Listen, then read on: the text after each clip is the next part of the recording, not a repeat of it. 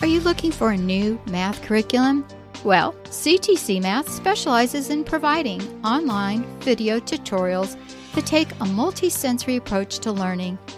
Favorably reviewed in Kathy Duffy's 102 Top Picks and the Old Schoolhouse Crew Review. The lessons are short and concise to help your children break down concepts and appreciate math in a whole new way. The lessons are taught the traditional way, not to the test. Each one of the video tutorials is taught by an internationally acclaimed teacher, Pat Murray, who is renowned for teaching math concepts in a simple, easy-to-understand way and in only a few minutes at a time. Using a multi-sensory approach, having the combination of effective graphics and animation synchronized with the voice of a friendly teacher together with practical assessment, even students who struggled with math are getting fantastic results. And the ones that were doing okay before now are doing brilliantly. Visit CTC Math today and start your free trial.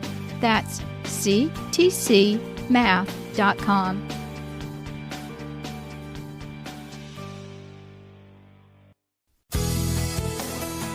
This is a production of the Ultimate Homeschool Radio Network. Welcome to the Vintage Homeschool Mom Show. Your host, Felice Gerwitz, is an author, a publisher, and your radio show host. She will encourage, educate, and inspire you with answers to your most pressing questions from homeschool, marriage, parenting, and much more. Felice loves to equip moms to live a Christian life because every moment counts. Be sure to visit her website at mediaangels.com. And here's your host, Felice Gerwitz.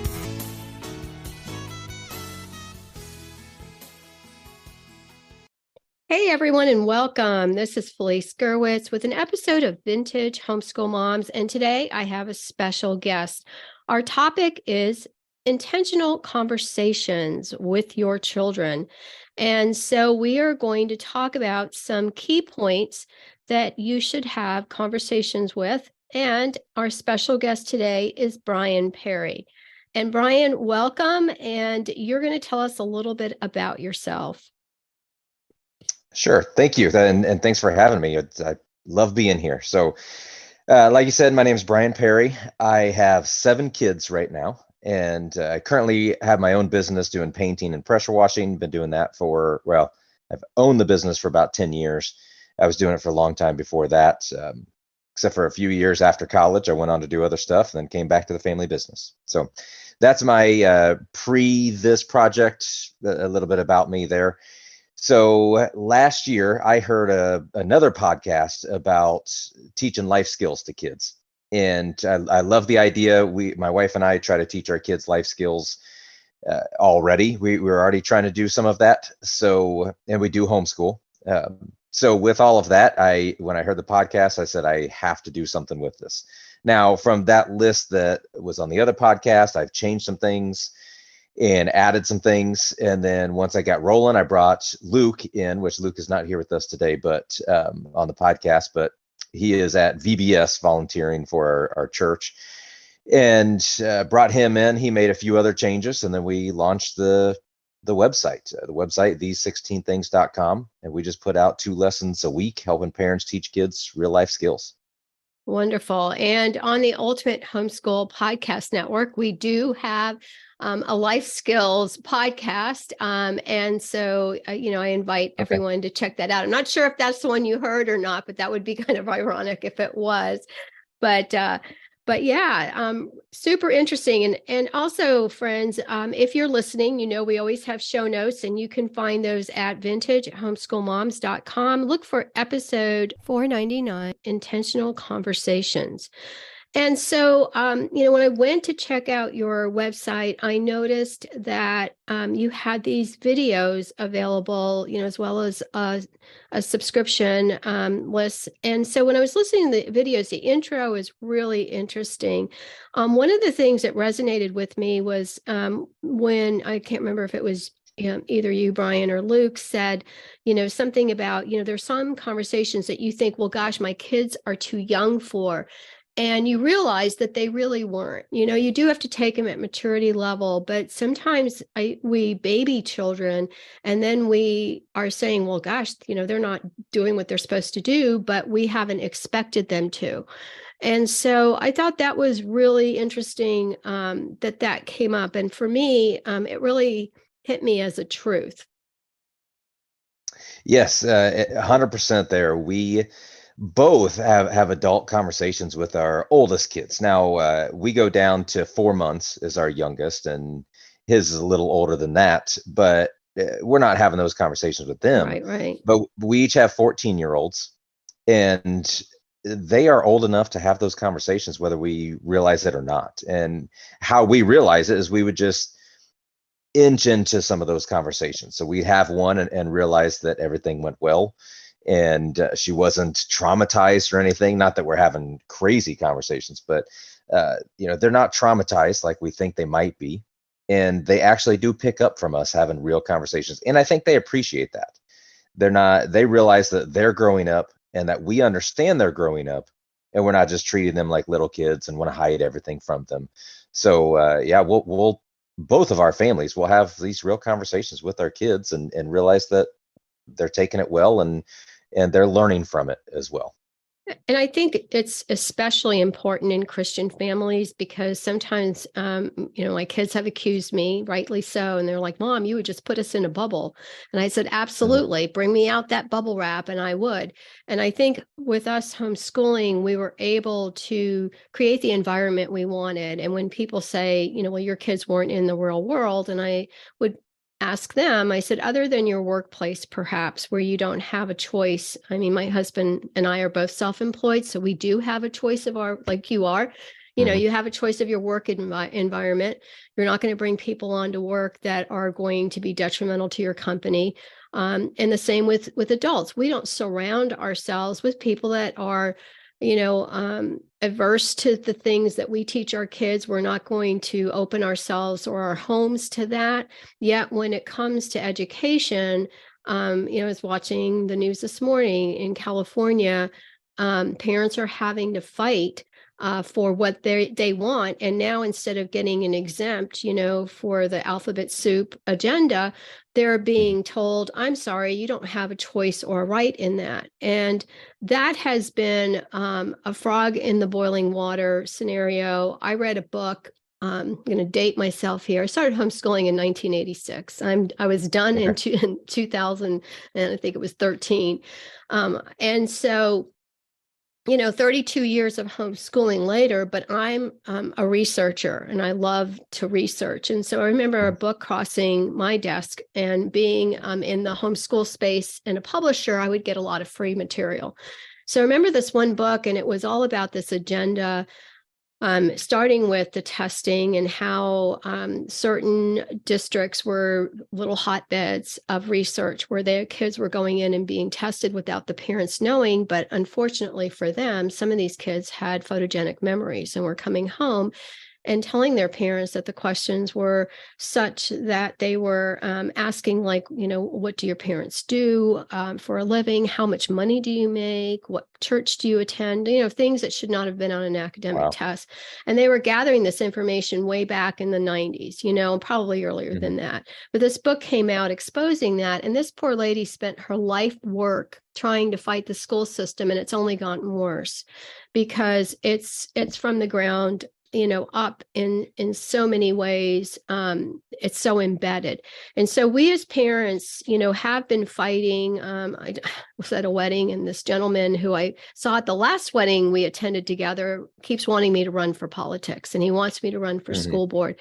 And and he said, well, good people don't run. And I understand that. But if you're going to do something like that, you have to be driven with an agenda. And right now, I feel that the biggest thing we can do as parents is to shore up our kids, exactly what you were saying, and having those conversations that a lot of Christian families don't want to have. I mean, when my brother and his family went to Disney in June, I don't know if, they celebrate a whole lot of stuff over there that his kids were all appalled and had no idea, And so it cut their trip short, unfortunately. They were from out of state, spent a lot of money, and decided, they had to have that real conversation with their girls, And Mhm. so, sometimes it takes a situation like that where you're going to be, discussing things, and other times it's being intentional as parents.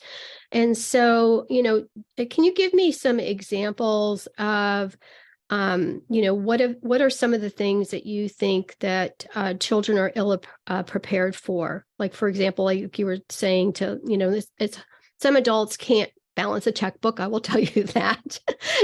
Yes. Nowadays we have everything digital, and you think the bank does it for you. And again, this month I caught a charge that I did not authorize.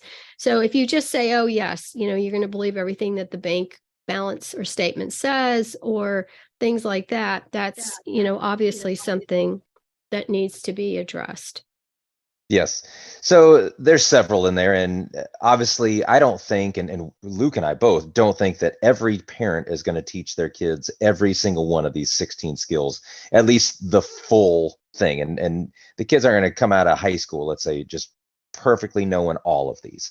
Mhm. But it's just, I guess we've seen almost every one of these be lacking in some kids. And to be quite honest, especially in public school kids. And for example, I went off to college and I had roommates who had no clue how to cook anything. And we were cooking a Thanksgiving meal. We wanted to have a friend's Thanksgiving before we left for Thanksgiving break. And one of the guys came in and he saw us cooking corn. Mind you, corn was, we poured it into boiling water and boiled it for whatever, 7 minutes. Yeah. That's it. And of course, he didn't say anything about the turkey, anything like that, but he was just shocked that we knew how to make corn. And it's like, it's literally right here on the package, but it's also pretty easy without that. And another guy struggled making a frozen pizza. And these are two of my roommates, awesome Yeah. guys, but they had no idea how to cook anything. And as you said, people don't know how to balance a checkbook.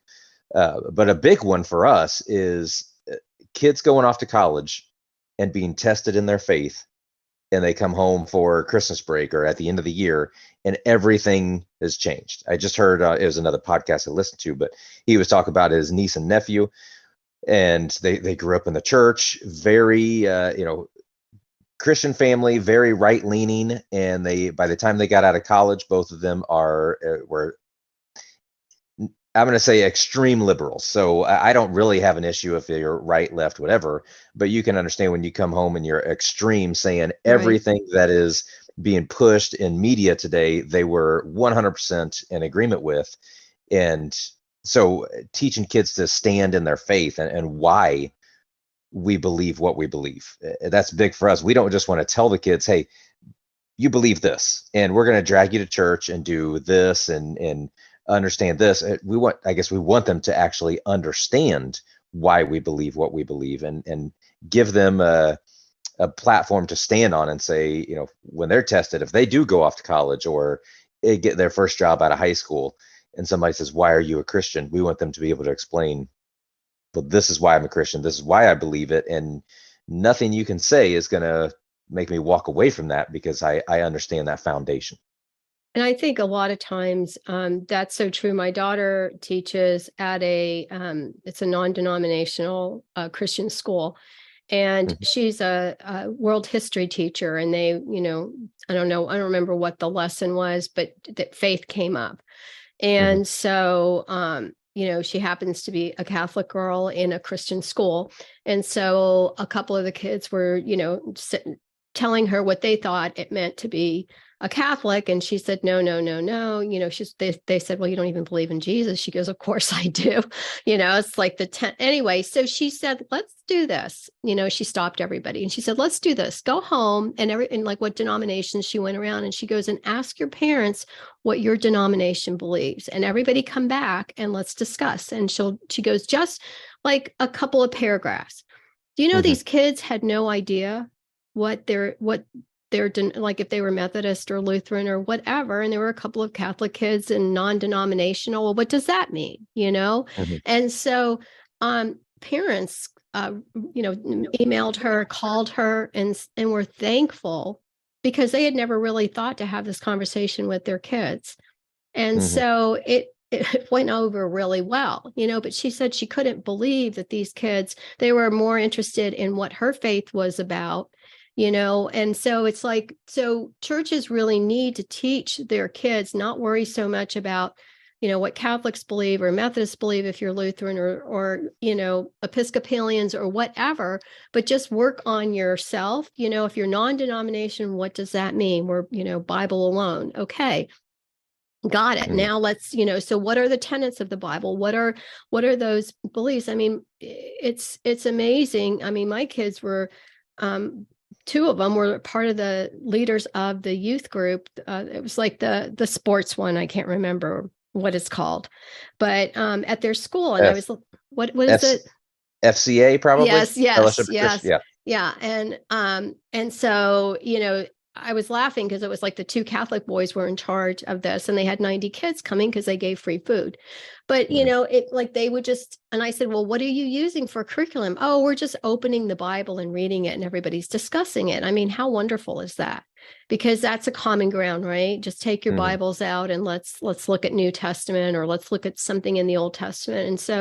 And so that's something that I think is important, that your kids can take the Bible and defend their faith, or they can, hold their own ground, because my kids did a couple of times. My one daughter especially was in very toxic environments where she was called names by her professor. And then she threw out to her, she goes, well, you're probably, I forget, it was a social issue. And then it was, oh, you'll love this question. It was on how much minimum wage should be. So my daughter, we're in the construction industry. So my daughter said, well, my dad pays one of the highest, workers' comp, per 100 of payroll, because she's heard me ranting about it. It's actually lower than it was years ago. It used to be like $45 per 100 of payroll because we're carpenters too. And so she goes, so if you're saying minimum wage needs to be $20 an hour, she goes, that's going to, increase my dad. So she went through this and she did it in a logical, mathematical fashion. And, she was called all kinds of things. And then the lady threw out at her and she goes, and you're probably against abortion. And she goes, yes, I am. And she said, and also I was homeschooled. She goes, I might as well have thrown the bathroom sink in. I couldn't believe she said that, because usually as homeschoolers, they kind of flew under the radar, but it was so funny. And then it turned out that professor ended up loving her, because she could see the papers my daughter turned in that were passionate and well written, as opposed to some of the others. And so I think that, whether most of you listening to Vintage Homeschool Moms are homeschooling, but whether you are or not, these are so important and pivotal topics that you need to discuss with your kids. And, I'll point out, can you point to just a few questions and lead through getting people to understand, like how, like what would bring up a topic? Like, for example, the Disney thing with my brother, that brought up the topic very quickly, or this thing going on in California where, parents are going to have to say to their kids, well, we may not be going to school this week because something that's going on. But would there be a situation where you would just intentionally, because that's the whole topic here, intentional conversations, deciding that you're going to, take a week, or, like maybe one topic a month, and present it to your kids? Yeah. So two ways to go about it. And one is just doing it as they come up. So for example, this is out of Luke's family, and both of our oldest have signed up for college classes. Ivy Tech offers free classes, I think, over the summer to high school kids. And separately, we didn't even know the other family was doing it, but we signed our 14-year-old up. And then I mentioned to Luke that we did that, and he said he signed his 14-year-old up as well. His was taking an English class, and the very first assignment, she logs in, gets the first assignment, and what is it on? It's on gender roles, specifically talking about transgender. So, and I didn't read, he had shared in our men's group the whole details of the entire thing, and I didn't read through that. I just got what he had said in his text, and apparently it was just baffling that they would have to write about that. So as a 14-year-old, she's going to be a freshman next year. They come in and that's what she has to write about, being transgender. So that brought up a topic right away. They had a long talk about it. The debate was, do I go ahead and do the class and write my actual opinion? And clearly, I guess by what the professor had put out, they weren't looking for a Christian opinion. They wanted it to go along with what the media says right now. So they ended up dropping it instead of writing that. So you can't look at it that way and say, we'll talk about it as they come up. But what we want to do is get ahead of the game, I guess. And Luke uses a great example when he talks about it and says, when you're trying to teach your kids to tie their shoes, the worst time to do it is when everybody is getting their shoes on and getting out of the house. Then it's chaos. Kids are running around. People start crying, the little kids, and it's just a mess. So intentionally do that beforehand. So if you're just sitting around the house watching TV, pull out some shoes and teach your kids then. And that's what we want to do here. So intentionally sit down before some of these things come up so the kids understand. So with the lessons, we send out 2 lessons a week. They're designed mostly to sit down maybe at the dinner table, take 5 to 10 minutes to talk about a topic. And for example, this week was on self-defense.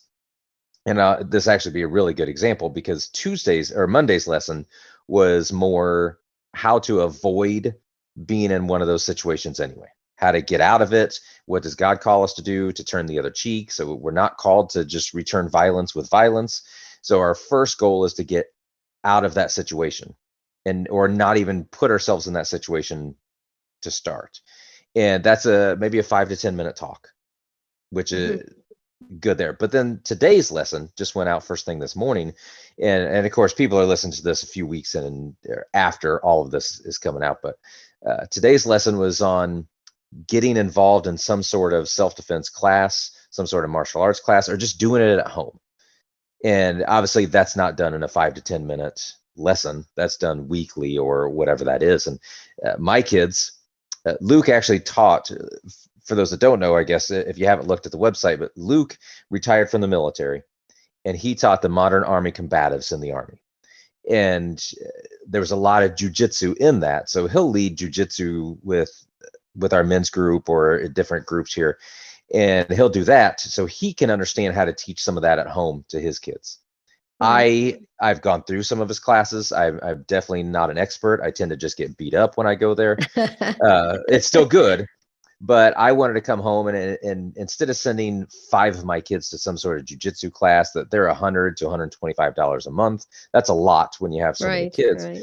We just pulled out some mats. Actually had another buddy give me some old gymnastic mats that his kids got new ones. So we got the old ones and we pull those out, move the coffee table in the living room, and we just do jujitsu. And I teach them what little I do know. So the point is to actively and intentionally do something to help your kids in this process. And that goes with every single topic. We've had some on how to sell an idea. That was actually one of my favorite ones because when I break that down, I look at it's not just in the business world selling an idea. When I started dating my wife in college, I had to sell the idea to her that I would be a good husband. She had to do the same thing to me, that she would be a good wife. And we weren't given a formal presentation to each other. Just the dating process was our presentation. And Luke and I, being friends, we have to basically sell the idea that we'll be a good friend to each other. And it happens in every relationship. And it happens even parents and kids. Maybe I have to sell the idea for my kids to brush their teeth every day. And they need to understand why. So learning that ability, having that ability to sell an idea is important, I guess. But the idea is to intentionally sit down before these things come up. You can use it both. Intentionally sit down before the topic comes up, talk about it, and then as things come up, maybe you haven't talked about that specific topic. Like I know they have, but Luke's kids, the one taking the class, have to write about all these transgender roles and whatever all that all dealt with. But they had been through that before. They'd had that talk, but it was also another opportunity to discuss it again. Right. And my daughter also dropped a college class, an English class. And she was Really? a communication major, so it was a little bit difficult on her end to drop the class. But she also had an A going in, and the professor asked everyone where she was, because she was also one of the ones who, this is another daughter, who answered the questions. And it was really quiet in there after she was out. And she was able to witness to some people. It turned out it was this book that she came home and she said, "Mom, it's terrible here. I'll make dinner." And she was commuting to school. It was close by, and it's a university. And so I went in my room, and I can read fast, and it wasn't that long of a book, but I kind of skimmed through some of it, and it definitely had an agenda. And so I said, "Well, you can approach it." Here she was 19, I think. And I said, "You can approach it from a Christian perspective." And she said, "It's disgusting. I don't even want to deal with it." Yeah. And so I said, "Fine." I said, "You can drop it." And, it was a little bit of an expensive lesson for all of us because we had already paid for the class. But I was happy that she could. And then later she was able to find a professor, and she did a directed study where she wrote a three or four part story that was published in the school newspaper. That was so, Wow. she found a different way. And so she was good at selling the idea, right? Of getting a Yes. professor to work with her who really wanted to read her stuff. And I think our kids can, even with your younger ones, if you're listening and you have younger kids, one of the things that I feel like in this whole intentional conversation, it's really about being prepared, isn't it? Brian, I feel like, you are preparing your kids for the future, and we can't, like you said, prepare them from every scenario. But when they were little and we would go into the stores and, for example, we did a lot of hands-on. So I had I call them, my kids learn differently, from not reading super early to maybe being interested in, like, I had one in the ocean and one in the sky. Anything, can we learn about the stars, Mom? And the other one's like, "Well, I want to learn about the ocean." I said, "I've gotten from two diametrically different tangents here." But I remember we were studying culture, and we went to there's an area in Florida that has a lot of Greek stuff. So we went there and got to eat at a Greek restaurant. Of course, I didn't like very much of the food, and, got to see the sponge divers, and it was in Tarpon Springs. And so all this stuff. And there was a ton of I'd look into the stores and I'd had nightmares. And I said to my husband, "They're going to go in there and touch everything." So before we even went in, I always would let our kids know. And I'd say, "Okay, we're going to go in, and you have an option. You can either put your hands in your pockets, or you can put your hands behind your back, but you're not allowed to touch anything." And, "Well, can we buy anything, Mommy?" And I'd say, "Not at this store, but maybe the next, and we have a $5 budget." So I would let them know. And it was like, we'd walk in, and they were there with their cousins, and their cousins didn't get the same little talk. So their cousins are touching everything, and they're like looking at me. And I just said, "No, keep your hands." And so, this lady was commenting, and my sister-in-law said, "What did you what did you give them?" kind of. And I just told her. And so I told her little kids the same thing. Next door, they're all hands in pocket, behind their backs. And they were like, I want to say 7, 8, 9-ish. And it wasn't like they were, that they couldn't contain themselves. They could. And then I said, "Well, instead of buying something, because I did not need more shells or more glass objects in my house, I said, let's have ice cream when we're all done." And that was great. We could do that. And so, so if you let your kids know ahead of time, even if you're going to the grocery store, how many kids have had meltdowns at the checkout? I hate those checkout counters, where there's all this gum and candy and everything. And you just say, "We're going to pick out one thing, and we're going to have a snack later, but we're not buying anything else. Do you understand?" And I'd make them say yes to me, because they might be sitting there spacing out, or "What did Mom say?" And my daughter's really good at this. My daughter, she's got she just had her 9th. So I think she beat both you and Wow. and Luke there. But but she always talks to her kids, and she always has since they were super little, and they have an amazing vocabulary. And it's not that they're brilliant kids, it's that that's what they are used to. And like you said, I think we can underestimate our children and their capabilities. And they're really on loan to us from the Lord for, basically about 18 years before they go on, get jobs or go to college, or even sooner, with a lot of kids working earlier. So we don't really have a ton of time to work with them. But before we end, I want you to, so it's these 16, the number 16 things. So these16things.com is your website where they can get a whole bunch of free videos, that are great. And then also you have a YouTube channel. Is that correct? Yes, we do. And it's the same thing, these 16 things on YouTube. And if you pull that up, we try to do a lot of videos. We haven't done a lot here in the last month or so. We've both been pretty busy, but we do plan on getting back to that. There's already a bunch on there. Yeah, there's a ton. You have a ton of content. The other thing I was also impressed with, you have a resource page.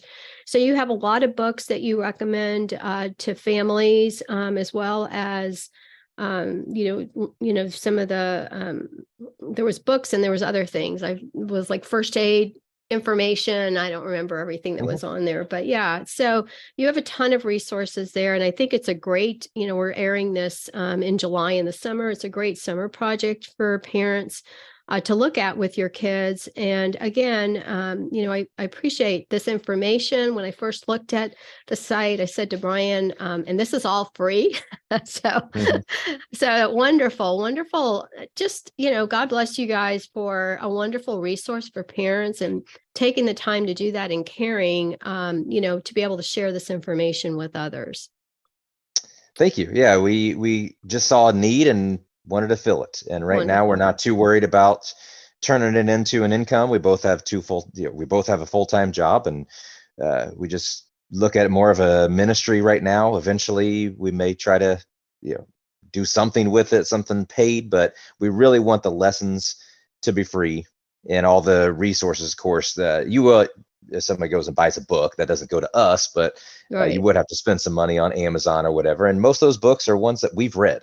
Yeah, they're in the libraries too. A lot of them, they are in the library, so parents can do that. And they're just like resources that you've used. Like I even noticed, like the C.S. Lewis, Mere Christianity. My husband's listening to the audiobooks of all of those as he drives back and forth to work. So it's really fun because I read those books a long time ago, and he's coming home, and he's not a big reader. But the audiobooks have been great for him, and he was discussing some things. And so it's been really fun to talk to him about it. But so great, wonderful. Any last words before we end here? Just to encourage parents to sign up for the newsletter. That would be it. Wonderful. Again, we've said it multiple times, but it's all free. If you go to these16things.com, there will be a pop-up box that comes up, put in your name and email address. If you close out of that, want to look around beforehand, it's at the bottom of every single page, I think. Wonderful. They can go sign up and get a newsletter Monday and Thursday to help us intentionally sit down with our kids to talk about these real life skills. Wonderful. And then of course, there's all the videos that are available as well. So take care. Luke, Brian, thanks for coming on. And everyone, God bless. You can find the show notes at Vintage Homeschool Moms, episode 497, Intentional Conversations. Bye-bye. Thanks for tuning in to the Vintage Homeschool Mom Show. Visit Felice at MediaAngels.com and TheVintageHomeschoolMoms.com. Vintage Homeschool Moms is a production of the Ultimate Homeschool Radio Network.